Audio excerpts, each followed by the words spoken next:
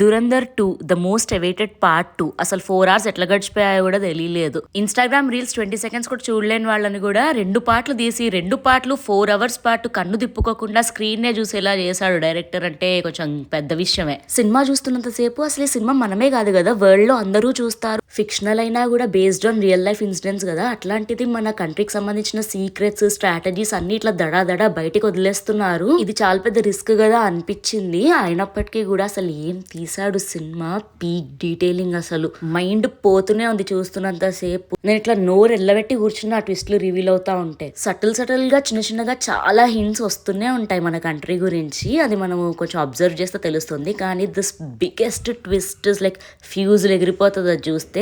మీకు ఇప్పటికే సినిమా చూసిన వాళ్ళకి అర్థమే ఉంటుంది నేను దేని గురించి మాట్లాడుతున్నాను. మీలో ఎంతమంది సినిమా చూసారు, చూస్తే మీకు ఎట్లా అనిపించిందో నాకు కమెంట్స్ లలో చెప్పండి. చూడకపోతే అర్జెంట్గా వెళ్ళి చూడండి. వీడియో నచ్చితే don't forget to like, share and subscribe.